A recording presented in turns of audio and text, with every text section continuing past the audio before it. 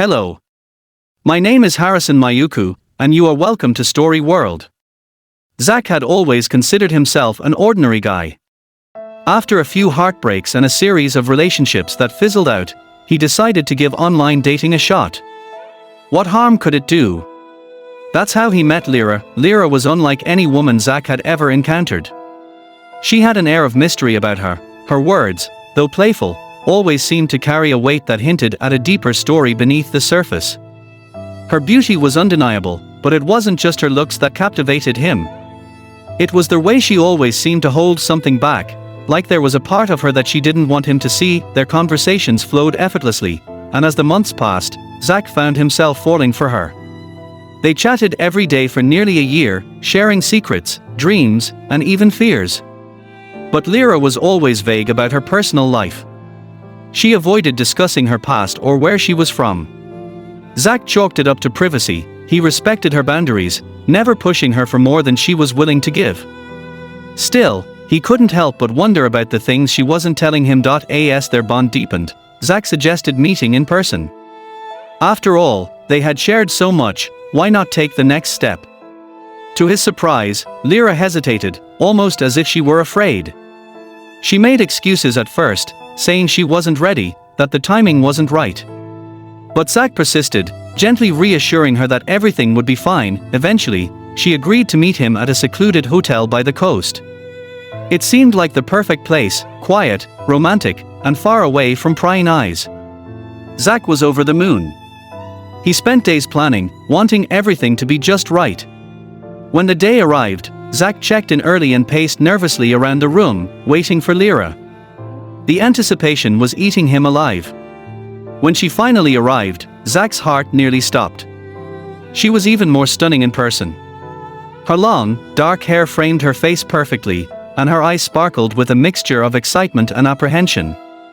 Zach felt as though he had been waiting for this moment his entire life. Their initial meeting was filled with laughter, stolen glances, and a shared sense of relief. For the first time, they were in the same space, and it felt like everything they had imagined. Over dinner, they talked endlessly, and Zach noticed how Lyra always seemed to avoid discussing her life in detail. But he let it slide. He was too happy to care. After dinner, they returned to their hotel room. Zach, feeling bold and wanting to prolong the intimacy of the evening, suggested they take a shower together. "Let's make it even more fun," he said with a wink, trying to lighten the mood. Lyra immediately tensed, her smile faltering. "I don't like water," she replied, her voice barely above a whisper. Zach chuckled, assuming she was just being coy. "Come on, it'll be fun," he insisted, trying to coax her. But Lyra shook her head more firmly this time. "No, really. I don't like water." Something about the way she said it sent a chill down Zach's spine, but he brushed it off. He figured she was just nervous. All right, he said, raising his hands in surrender. But as a joke, he grabbed a handful of water from the sink and flicked it at her. The moment the water touched Lyra's skin, everything changed. Her reaction was immediate and violent.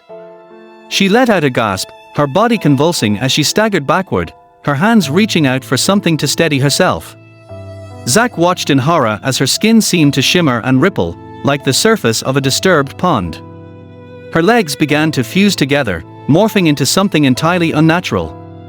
Her arms grew slim, her fingers elongating into thin, fin-like structures. Zach stumbled back, his heart pounding in his chest.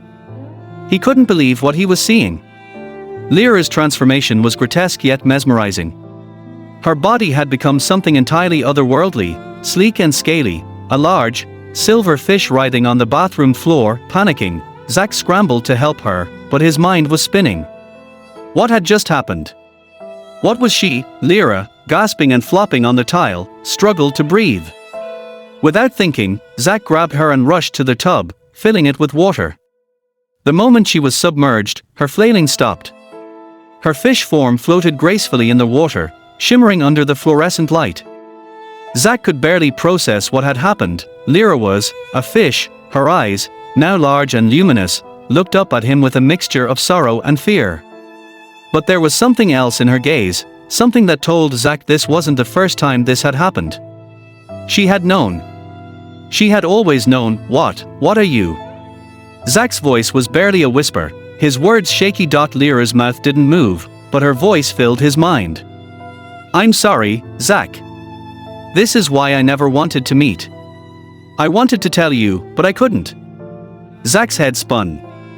This was insane. He backed up against the wall, trying to make sense of it all. You're a fish. Lyra swam closer, her silvery form gliding effortlessly through the water. I'm cursed. I was born this way. Whenever water touches me, I turn into this. I can't control it. Zach stared at her, disbelief etched on his face. He ran a hand through his hair, trying to make sense of it. Why didn't you tell me? We've been talking for a year. You could have warned me. Lyra's eyes dimmed with sadness. I was afraid, Zach. I thought if you knew, you'd leave. You'd think I was some kind of monster. Zach's breath hitched. A monster? No, but this was something entirely beyond anything he had ever imagined. He loved Lyra, but how could this possibly work? What did this mean for them? His mind raced as he tried to wrap his head around it. He looked at her, floating in the tub, the woman he loved now trapped in the body of a creature from his nightmares. Is it permanent? Will you stay like this forever? Lyra shook her head, sending ripples through the water. No, I'll change back once I'm completely dry. But it's getting harder, Zach. Every time I transform, it takes longer for me to return to normal. A new fear settled in Zach's chest. What do you mean, harder? Are you saying one day you might not change back? Lyra closed her eyes, the weight of her curse pressing down on both of them. Yes, she whispered. One day, I may be trapped like this, forever. Zach's heart sank. He thought about all the moments they had shared, all the dreams they had talked about. Could he really live with this? Could he stay with someone who could, at any moment, turn into something he couldn't fully understand? But as he looked at Lyra, her eyes pleading for understanding, Zach knew one thing: he couldn't just abandon her. He had come this far, and no matter how twisted or complicated things had become, he wasn't going to leave her. We'll figure this out, Zach said firmly. I don't know how, but we'll find a way to break this curse. Lyra's eyes shimmered with tears, even in her fish form. I've tried for years, Zach. There is no cure. Zach refused to believe it. He couldn't accept that this was how their story would end. There had to be something, some way to save her from this fate. That night, as Lyra dried off and transformed back into her human form, Zach lay awake, staring at the ceiling. His mind was racing with questions, and the love he felt was battling the fear that gnawed at him. Days passed, and Zach began researching everything he could about curses, myths, and legends. He scoured books, contacted experts, and even visited obscure libraries. He was determined to find a way to free Lyra from her curse, but the more he searched, the darker the truth became. Lyra's curse wasn't random, it had been placed on her by someone powerful, someone who still lingered in the shadows. The curse had ties to ancient sea gods and forgotten rituals, and breaking it would require more than just love, it would require a sacrifice. As Zach dug deeper, he learned of a way to break the curse, but it came at a terrible cost. To free Lyra, someone would have to offer their own life to the sea gods in her place. It was a dark, twisted fate, one that Zach wasn't sure he could face. But he knew one thing: he loved Lyra too much to let her suffer. One stormy night, Zach confronted Lyra with the truth. I found a way to break the curse, he said, his voice trembling. But it's not easy. Lyra's face paled. No, Zach. I know what it is. You can't do it. I have to, Zach said, his voice breaking. I can't let you live like this. I love you, Lyra. Tears streamed down Lyra's face as she shook her head. You can't. I won't let you. But Zach had already made up his mind. He couldn't live without her, and if that meant sacrificing himself to free her from this nightmare, then so be it. That night, as the storm raged outside, Zach walked into the sea, ready to give his life to the ancient gods, knowing it was the only way to save the woman he loved. But as the waves closed in around him, something strange happened. The sea calmed, and from its depths, a voice echoed in his mind.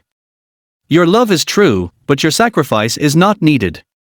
Zach gasped, feeling the weight of the water pull away.